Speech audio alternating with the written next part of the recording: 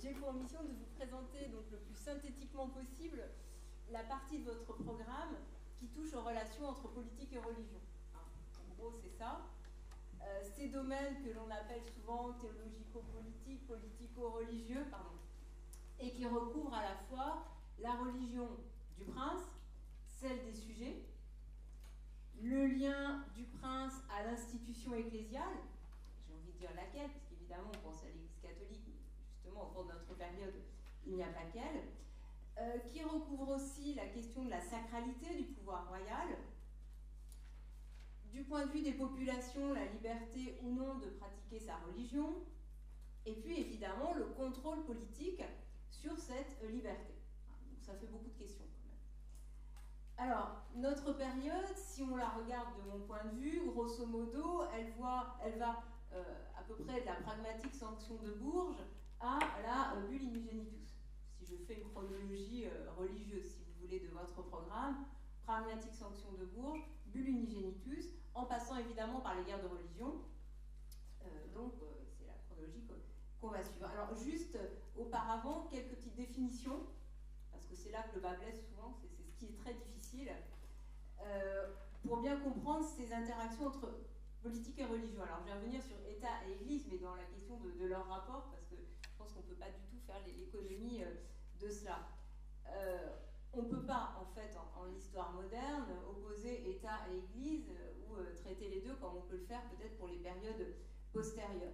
L'Église, évidemment, du point de vue catholique, on va avoir l'institution, forcément internationale, catholique, dirigée par le pape.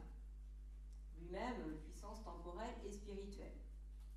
Si on zoome, si je puis dire, sur la France, on va avoir l'ensemble des évêques, des ecclésiastiques. Au sein de ces ecclésiastiques, les évêques sont à la fois sujets du roi, membres de l'Église romaine, eux-mêmes occupés à la gestion de leur diocèse et acteurs collectifs, par exemple lors des assemblées du clergé. Je crois qu'on n'en a pas encore parlé, mais là aussi, c'est un rapport avec l'argent qu'on verra tout à l'heure et on en reparlera. Donc l'Église elle-même, ça n'est pas univoque. C'est toutes ces différentes instances. L'État, c'est la même chose. Alors, on a déjà expliqué que c'était difficile de définir l'État. Alors, dans les questions qui vont me concerner, au sommet, le roi de France, pour la période qui nous occupe, ça va être le trait chrétien, il va être sacré, thaumaturge en plus.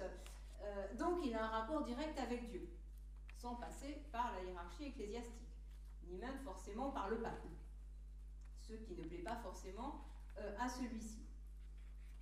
Mais on a d'autres instances qui font l'État, on l'a vu. Les institutions, on a déjà beaucoup parlé des parlements, tous les parlements, singulièrement le Parlement de Paris, etc., etc.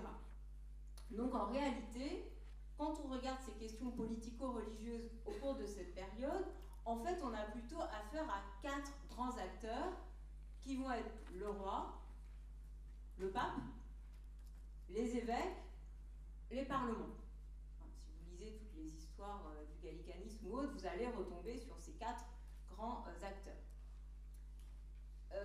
Chacun cherche à disposer de ses propres prérogatives qui le distinguent des autres. Par exemple, on verra que le roi cherche à passer outre le pape, mais aussi à avoir la haute main sur les évêques. Il cherche également à soumettre les parlements. Le pape, lui, tend à vouloir conserver une suprématie spirituelle, mais aussi comme intermédiaire entre Dieu et les hommes, roi y compris, a affirmé, par exemple, sa volonté d'investir un certain nombre de souverains. Alors, le roi de France, c'est plus compliqué, mais il y a toujours cette idée de l'investiture, et puis son autorité sur l'ensemble des évêques. Les évêques, eux, sont un peu pris entre Rome et une église qui devient peu à peu cette fameuse église gallicane dont on va parler.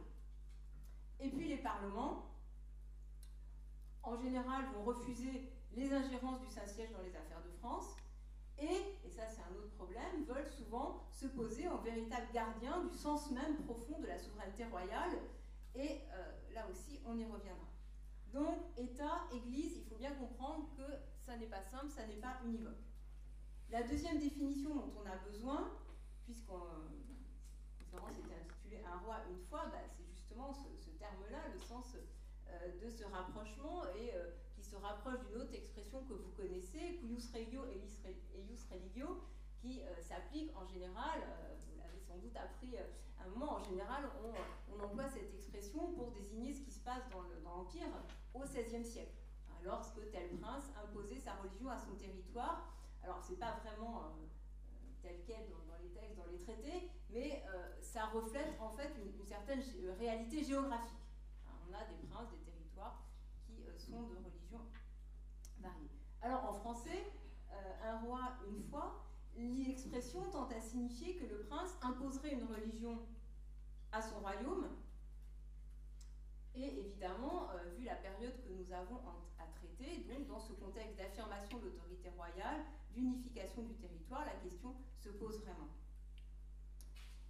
On va traverser les guerres de religion, pas tout, je ne vais pas tout vous raconter. On va aller jusqu'à la révocation, enfin, on va passer par l'édit de Nantes et jusqu'à la révocation de l'édit de Nantes. Donc toutes ces questions-là nous montrent un peu quelle est la conception du roi, placé par Dieu à la tête du royaume, devant un jour rendre compte à Dieu lui-même de ses actions pour son propre salut.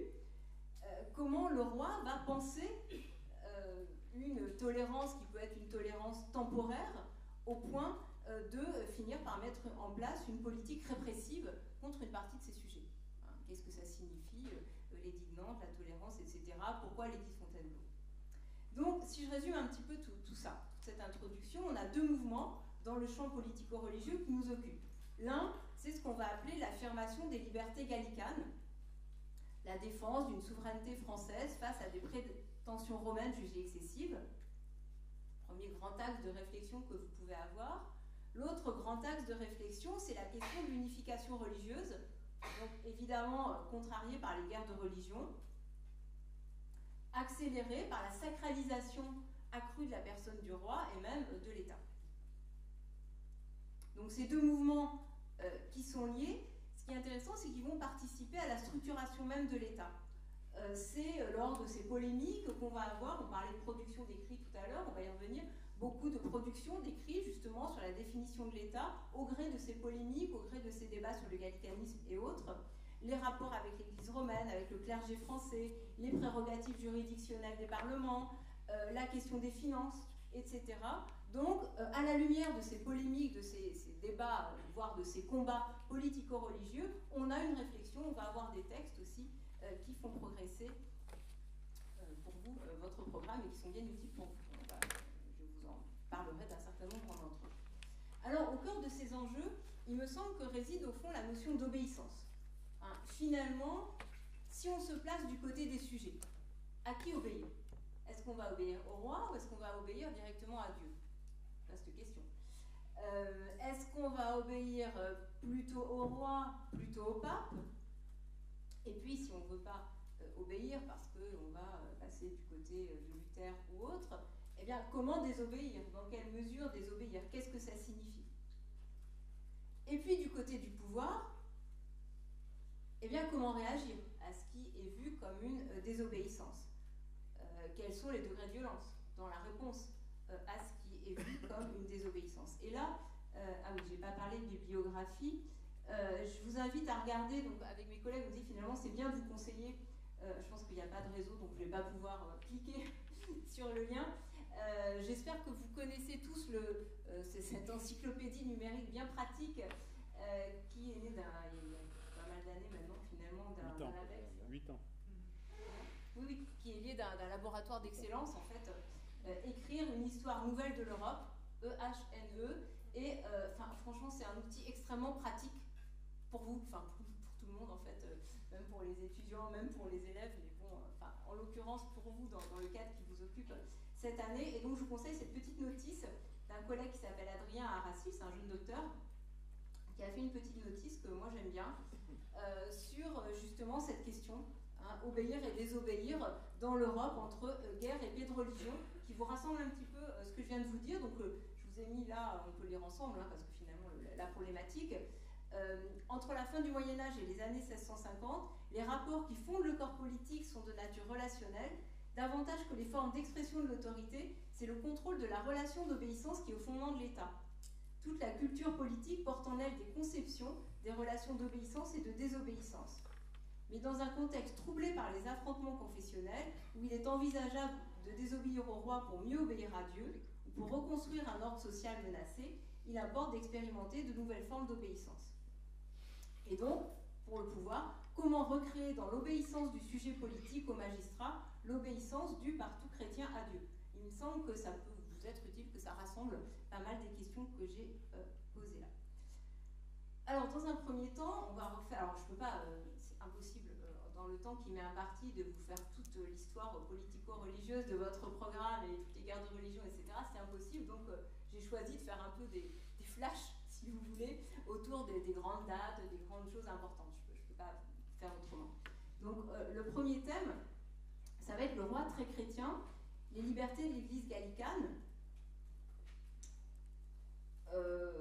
Donc, je ne sais pas trop ce que vous savez sur cette histoire de gallicanisme, donc je me suis dit que c'était pas mal peut-être de redéfinir un peu les sources, les origines de cette question-là.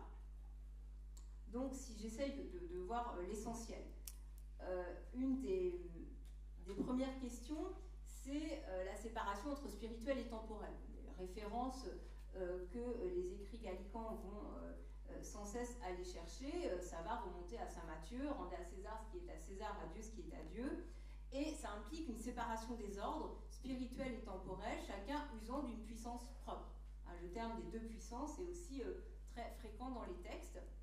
Le roi est César, empereur en son royaume, alors que le royaume du Christ n'est pas de ce monde. Vous pouvez trouver tous les textes bibliques. Donc le pape est bien le successeur de Saint Pierre, mais dans le champ spirituel, il ne saurait intervenir dans les affaires des États.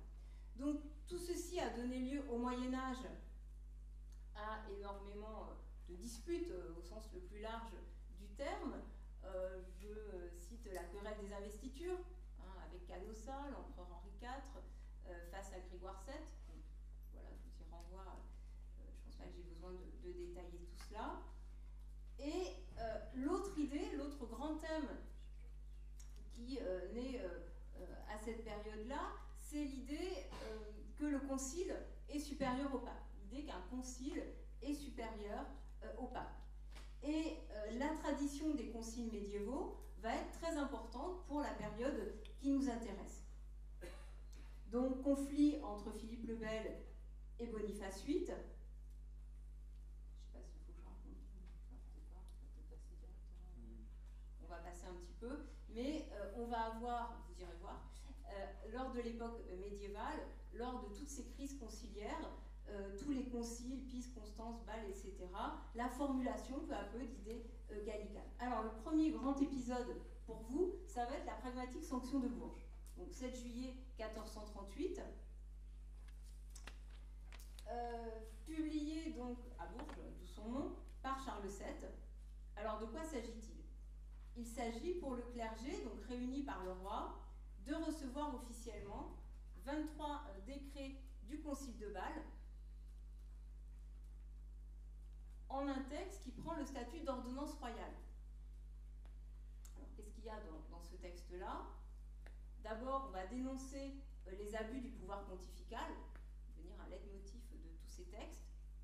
Ensuite, proclamation de la supériorité des conciles sur les papes, limitation des interventions romaines dans le royaume,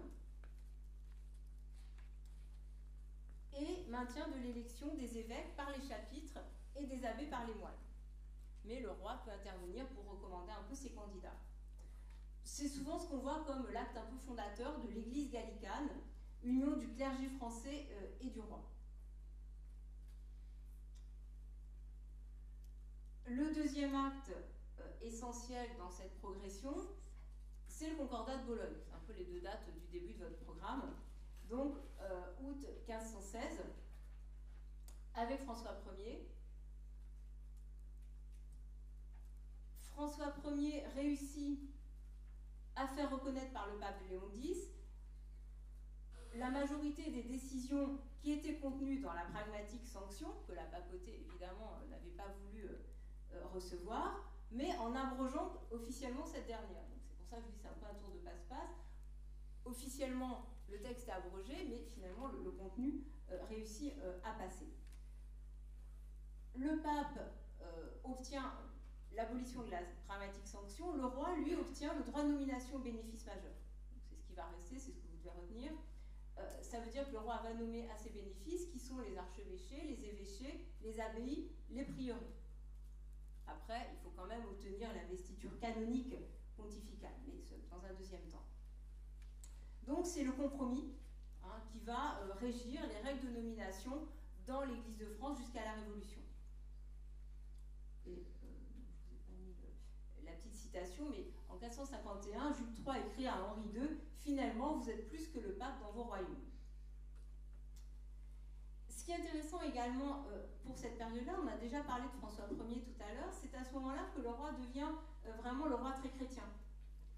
Que l'expression qui existait déjà devient vraiment quasiment automatique, un peu comme les rois catholiques pour l'Espagne. Le roi très chrétien, c'est une expression qui est entérinée et se trouve fixée dans les textes. Res Christianissimus, vous allez le trouver à partir de là, marquant une légitimité particulière du roi de France, mais lui donnant aussi des obligations plus élevées. Je vous ai mis ici quelques extraits, donc là encore, alors là c'est pas une notice HNE, c'est une autre source que j'aime bien, qui est bien pratique quand on prépare les concours, c'est les petites notices de la BNF, les essentiels BNF, je sais pas si vous connaissez ça, c'est toujours très pratique, vous avez souvent un document, un petit commentaire et une notice, c'est extrêmement pratique pour vous faire des fiches un peu d'exemple, ces choses-là. Donc HNE, essentiel BNF, pour moi c'est l'arsenal de l'agrégatif, c'est bien pratique.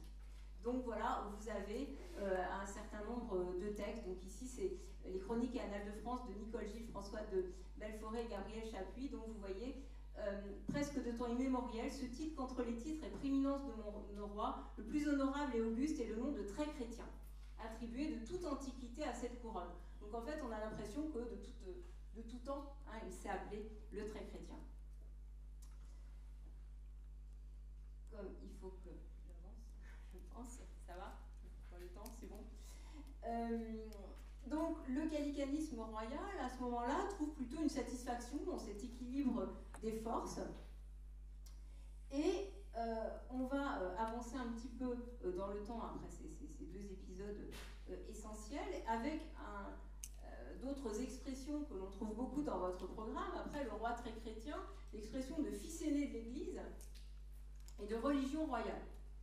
Alors, qu'est-ce que c'est que ces deux expressions? Le terme de fils aîné de l'Église, c'est à la fois l'idée d'une prééminence, évidemment, de droit d'aînesse, de priorité sur les autres souverains, que l'on va trouver, là encore, sans cesse rappelé. Alors, ça dépend. Du côté du roi, ça va être pour montrer un lien privilégié, et puis du côté de Rome, en général, ça va être pour rappeler le roi à ses devoirs filiaux.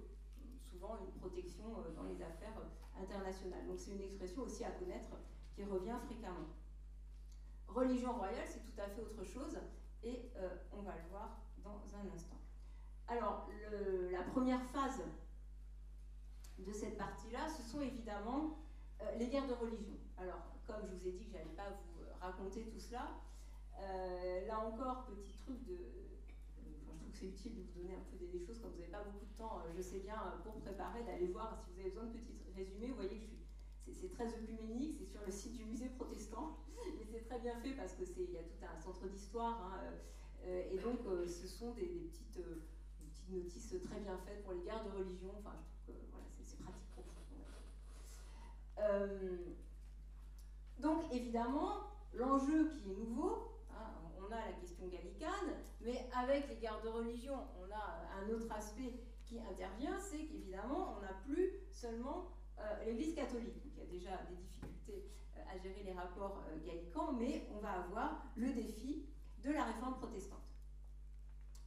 Et la cohabitation en France de plusieurs confessions. Donc se pose évidemment la question de l'unité religieuse, qui, j'insiste, se superpose à celle du rapport du pouvoir avec la papauté. Ça ne s'annule pas, on continue évidemment pendant toutes les guerres de religion. Et n'oubliez pas qu'à ce moment-là, le pouvoir pontifical utilise des armes spirituelles contre des rois jugés hérétiques ou alliés à des hérétiques. C'est la période où le pape, qui a déjà excommunié Henri VIII, excommunie Élisabeth Ier de la même façon en 1570 et excommunie aussi Henri de Navarre en 1585. Donc on a toujours cette arme utilisée par Rome.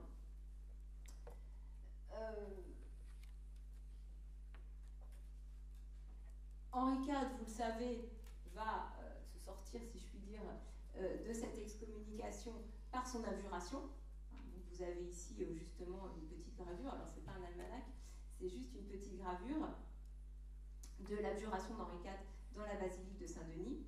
Ça vous fait un petit exemple aussi, si vous voulez. Et l'assassinat des deux rois, Henri III puis Henri IV, ne fait rien pour apaiser les relations entre Rome et la France. Évidemment. L'édit de Nantes, lui, qui est une des dates importantes de votre programme, vous avez ici une représentation, une allégorie qui est dans le château de Pau de Henri IV et la paix, qui est assez connue. Donc, l'édit de Nantes, on y a fait allusion les uns et les autres tout à l'heure. L'État royal, en négociant la signature de cet édit entre les deux confessions, instaure ce qu'on appelle une tolérance civile. C'est l'État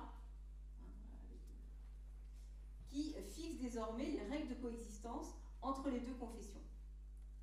Ce qu'on peut appeler une tolérance ecclésiastique, c'est-à-dire ce qu'on appellerait aujourd'hui une coexistence, et le fait qu'il y ait une acceptation mutuelle des deux religions est relativement impossible, et donc c'est l'État qui doit intervenir pour fixer les nouvelles règles.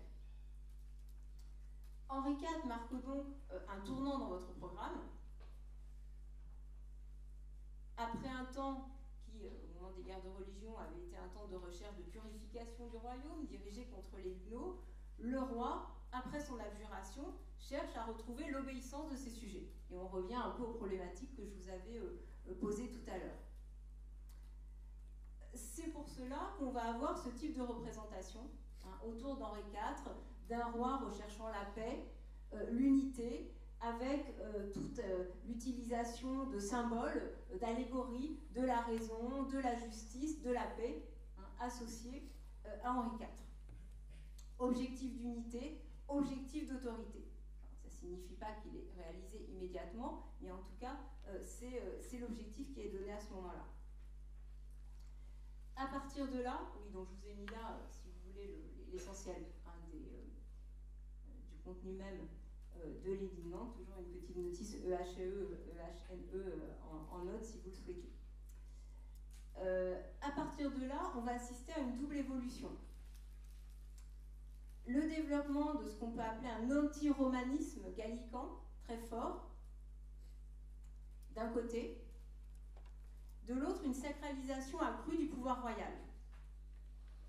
Alors, on a posé et on reposera la question de l'autonomisation peut-être d'un État qui trouve sa légitimité dans un lien direct avec Dieu. On va y revenir. Et c'est une période où on va avoir beaucoup de production de textes. C'est là que ça peut être intéressant pour vous. Du côté romain, si je puis dire, on va avoir Bellarmine. Bon, ça peut-être que vous n'allez pas l'étudier directement, mais on va avoir des textes qui vont réaffirmer les idées gallicanes contre Rome, et on va avoir beaucoup de juristes qui vont écrire et diffuser leurs œuvres. Donc je vous ai mis un certain nombre de têtes en fait ici. Pierre Pitou, dans son traité des libertés de l'Église gallicane en 1594, autour d'une idée centrale: le roi est le protecteur de l'Église, c'est à lui qu'il incombe de veiller à l'application des canons, et les interventions de Rome doivent être limitées au strict minimum. Au début du XVIIe, c'est Edmond Richer, celui-là vous pouvez le retenir sur vos tablettes, Edmond Richer, qui est un syndic de la faculté de théologie de Paris, qui réactive, lui, il va plus loin, il réactive le thème du conciliarisme au nom de la défense des droits du roi et du Parlement. Donc voilà, vous pouvez là aussi avoir des exemples de textes à ce moment-là qui vont repenser le pouvoir autour de la question gallicane. Il y a une thèse de droit, d'histoire du droit, relativement récente, qui a travaillé sur, qui s'appelle Le gallicanisme et la construction de l'État, de Nicolas Sill, que moi je ne connais pas du tout personnellement, mais j'ai regardé un peu ses travaux, qui est intéressante pour vous, c'est-à-dire qu'il dit que finalement, cette insistance, ces écrits sur les libertés de l'Église de France, a une répercussion en matière de droit et sur les actes du Parlement. C'est-à-dire qu'effectivement, à ce moment-là, le Parlement doit enregistrer les actes pontificaux, toute une mécanique va s'étoffer pour en fait faire entrer dans le droit, dans l'ordre juridique de l'État, des règles de droit ecclésiastique. C'est une période où on va reformuler tout ce droit pour le faire rentrer dans le droit français. Donc je ne vais pas plus loin, vous regarderez si vous le souhaitez cette thèse, ou en tout cas un résumé, mais ce que j'ai trouvé intéressant, c'est qu'il explique que les idées gallicanes ont offert un support technique à l'État et singulièrement au Parlement.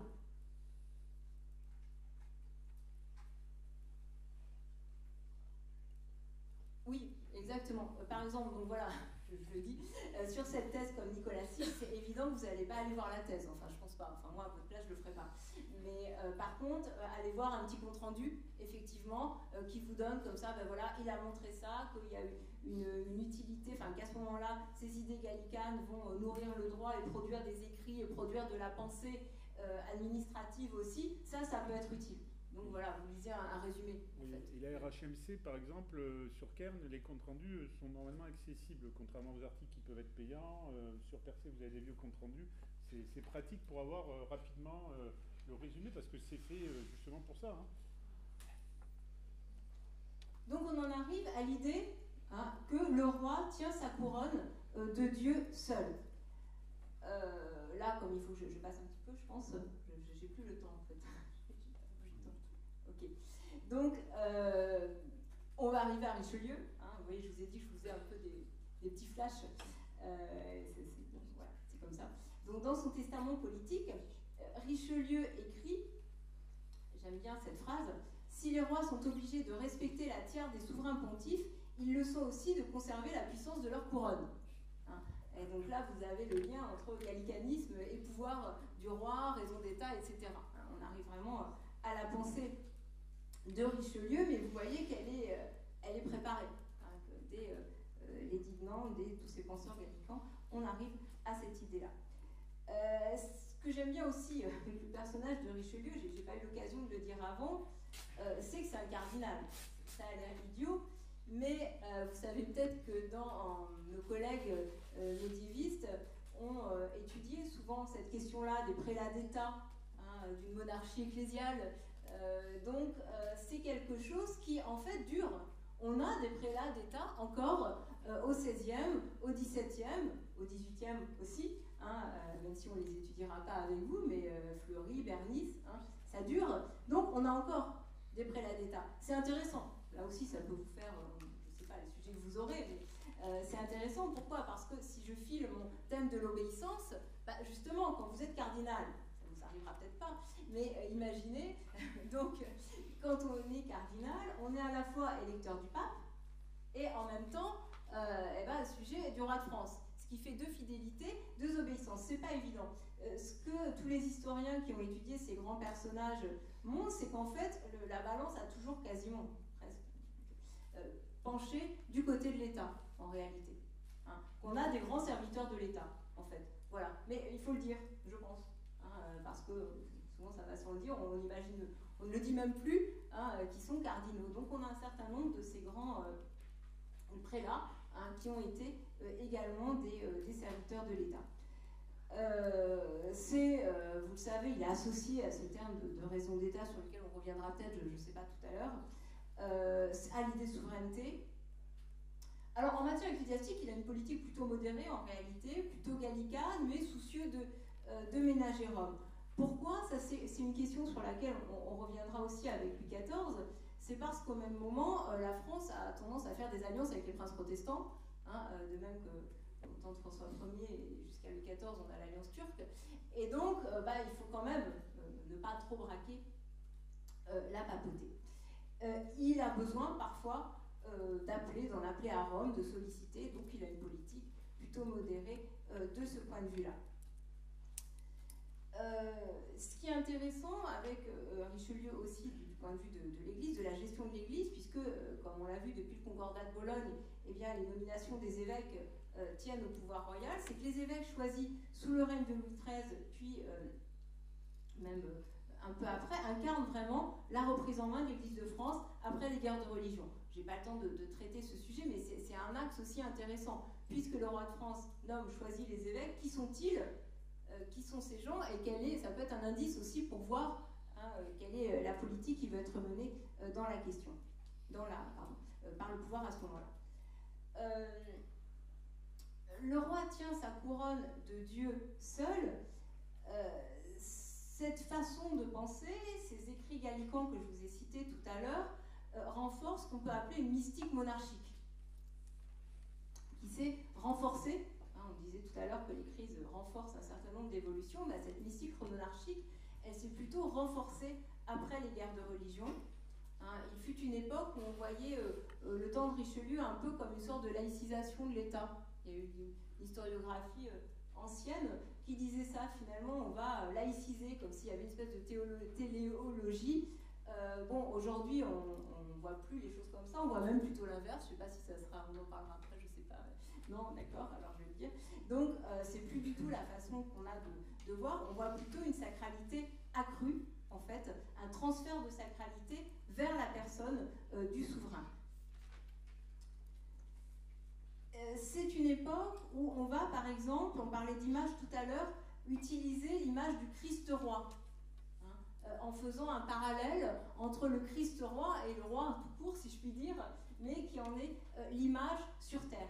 Dans l'imagerie royale, j'ai pas amené de représentation, mais croyez-moi sur parole, l'image du Christ roi est utilisée dans l'imagerie royale à ce moment-là. Donc une pensée qui va être celle de la sacralité, une pensée qui va être celle de la souveraineté royale. Le roi est roi par la grâce de Dieu et n'a de compte à rendre par lui. Je vous ai mis le nom de Cardin Lebray qu'on retrouvera peut-être aussi tout à l'heure. Avec Louis XIV, ces évolutions vont atteindre évidemment leur paroxysme. Là, c'est peut-être des choses que vous connaissez mieux. Et on parle en général de retour en force du gallicanisme royal au même moment qu'un sommet de la sacralisation royale. Alors, j'aime bien citer comme exemple l'incident de la garde de Corse à Rome, qui est connu, je ne sais pas ce que...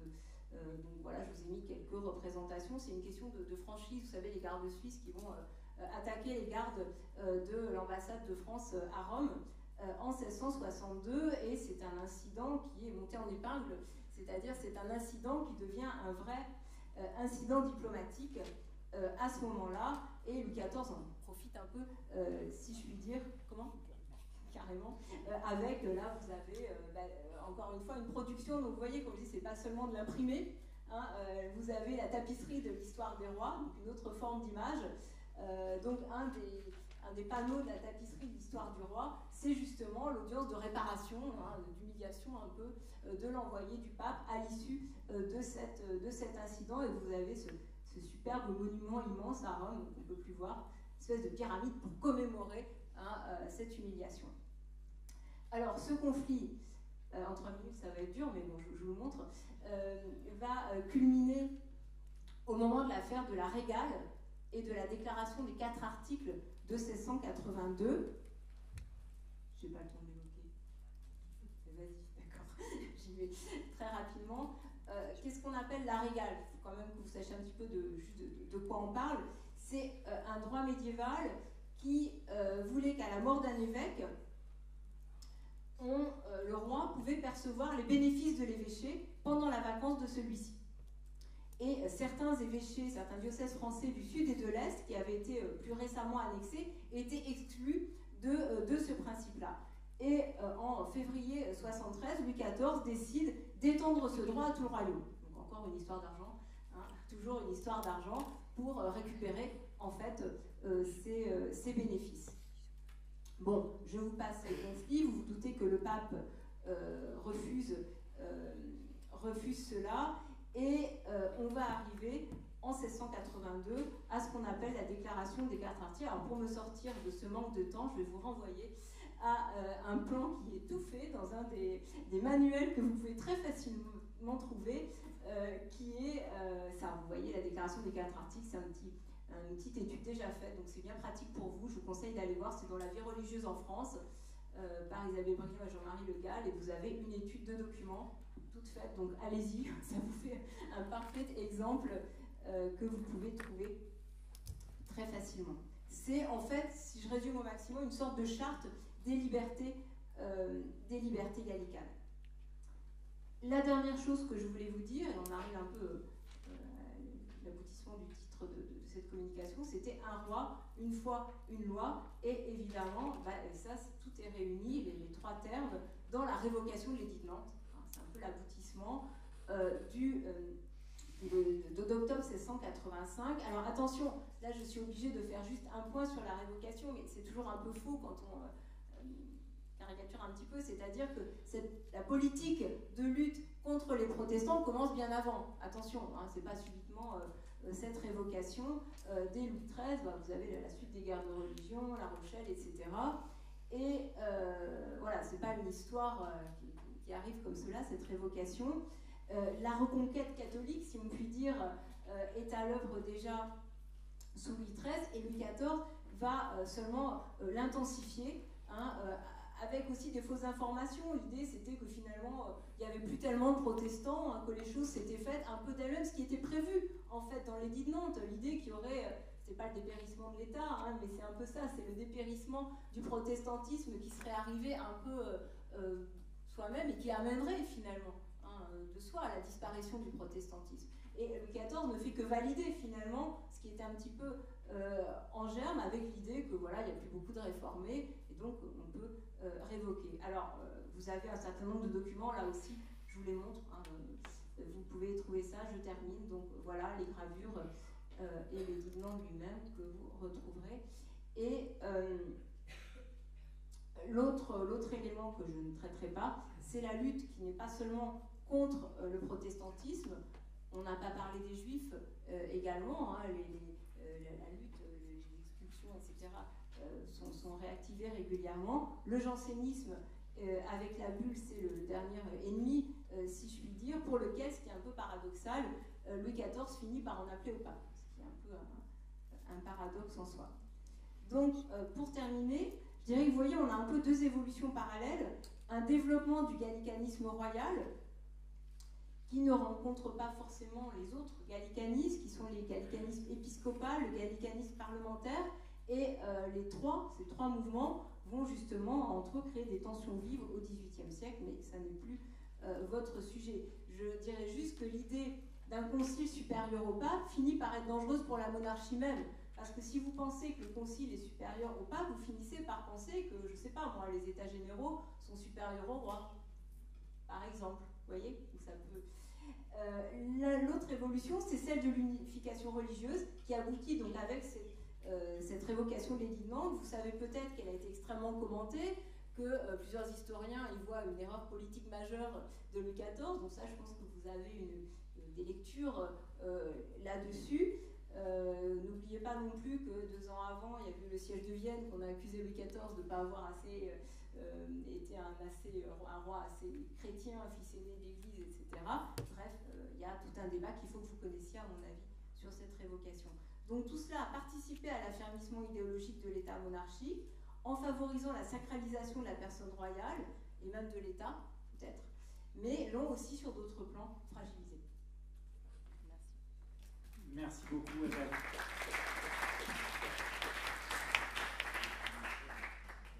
Bien, avant une pause méritée, je vous propose un petit temps de questions. Je vais faire circuler le micro.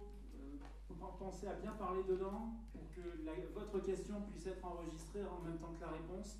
Nous allons faire une captation qui sera disponible pour les nombreux adhérents de la PAG et nombreux collègues qui n'ont pas pu être là. Donc c'est bien qu'ils puissent entendre la question pour ensuite comprendre de quoi la réponse parle.